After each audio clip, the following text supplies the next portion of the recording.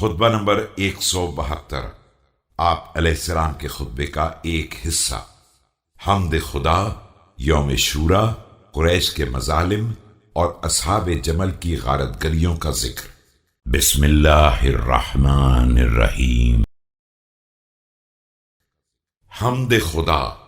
الحمد لله الذي لا تواري عنه سماء سماء ولا أرض أرضا۔ ساری تعریف اس اللہ کے لیے ہے جس کے سامنے ایک آسمان دوسرے آسمان کو اور ایک زمین دوسری زمین کو چھپا نہیں سکتی ہے۔ شورا کے دن خطاب۔ وقد قال قائل إنك على هذا الأمر يا ابن أبي طالب لحريص، فقلت بل أنتم والله لأحرص وأبعد وأنا أخص وأقرب وإنما طلبت حقا لي۔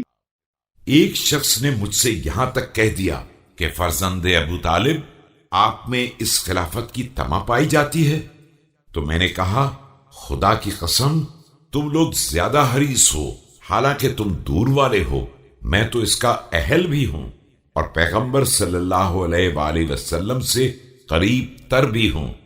میں نے اس حق کا مطالبہ کیا ہے جس کا میں حقدار ہوں۔ وأنتم تحولون بيني وبينه وتضربون وجهي دونه، فلما قرعته بالحجة في الملأ الحاضرين هب كأنه بهت لا يدري ما يجيبني به۔ لیکن تم لوگ میرے اور اس کے درمیان حائل ہو گئے ہو اور میرے ہی رخ کو اس کی طرف سے موڑنا چاہتے ہو۔ پھر جب میں نے بھری محفل میں دلائل کے ذریعے سے کانوں کے پردوں کو کھٹکھٹایا تو ہوشیار ہو گیا اور ایسا مبہوت ہو گیا کہ کوئی جواب سمجھ میں نہیں آ رہا تھا۔ قریش کے خلاف خدا کی بارگاہ میں فریاد۔ اللهم إني أستعديك على قريش ومن أعانهم فإنهم قطعوا رحمي وصغروا عظيم منزلتي وأجمعوا على منازعتي أمرا هو لي، ثم قالوا ألا إن في الحق أن تأخذه وفي الحق أن تتركه۔ خدایا میں قریش اور ان کے انصار کے مقابلے میں تجھ سے مدد چاہتا ہوں کہ ان لوگوں نے میری قرابت کا رشتہ توڑ دیا اور میری عظیم منزلت کو حقیر بنا دیا، مجھ سے اس امر کے لیے جھگڑا کرنے پر تیار ہو گئے جس کا میں واقعاً حقدار تھا، اور پھر یہ کہنے لگے کہ آپ علیہ السلام اسے لے لیں تو بھی صحیح ہے اور اس سے دستبردار ہو جائیں تو بھی برحق ہے۔ اصحاب جمل کا ذکر۔ فخرجوا يجرون حرمة رسول الله صلى الله عليه وآله كما تجر الأمة عند شرائها متوجهين بها إلى البصرة فحبسا نساءهما في بيوتهما۔ یہ ظالم اس شان سے برآمد ہوئے کہ حرم رسول صلی اللہ علیہ وآلہ وسلم کو یوں کھینچ کر میدان میں لا رہے تھے جیسے کنیزیں خرید و فروخت کے وقت لے جائی جاتی ہیں۔ ان کا رخ بصرے کی طرف تھا، ان دونوں نے اپنی عورتوں کو گھر میں بند کر رکھا تھا۔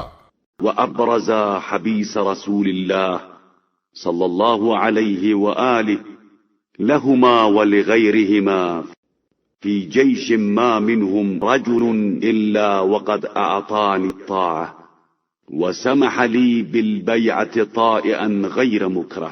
اور زوجہ رسول صلی اللہ علیہ وآلہ وسلم کو میدان میں لا رہے تھے جبکہ ان کے لشکر میں کوئی ایسا نہ تھا جو پہلے میری بیعت نہ کر چکا ہو اور بغیر کسی جبر و اکراہ کے میری اطاعت میں نہ رہ چکا ہو۔ فقدموا على عاملي بها وخزان بيت مال المسلمين وغيرهم من أهلها فقتلوا طائفة صبرا وطائفة غدرا۔ یہ لوگ پہلے میرے عامل بصرہ اور خازن بیت المال جیسے افراد پر حملہ آور ہوئے تو ایک جماعت کو گرفتار کر کے قتل کر دیا اور ایک کو دھوکے میں تلوار کے گھاٹ اتار دیا۔ فوالله لو لم يصيبوا من المسلمين إلا رجلا واحدا معتمدين لقتله بلا جرم جره لحل لي قتل ذلك الجيش كله. خدا کی قسم اگر یہ تمام مسلمانوں میں صرف ایک شخص کو بھی قصدن قتل کر دیتے تو بھی میرے واسطے پورے لشکر سے جنگ کرنے کا جواز موجود تھا. إذ حضروه فلم ينكروا ولم يدفعوا عنه بلسان ولا بيد دع ما أنهم قد قتلوا من المسلمين مثل العدة التي دخلوا بها عليهم. کہ دیگر افراد حاضر رہے اور انہوں نے ناپسندیدگی کا اظہار نہیں کیا اور اپنی زبان یا اپنے ہاتھ سے دفاع نہیں کیا، اور پھر جبکہ مسلمانوں میں سے اتنے افراد کو قتل کر دیا ہے جتنی ان کے پورے لشکر کی تعداد تھی.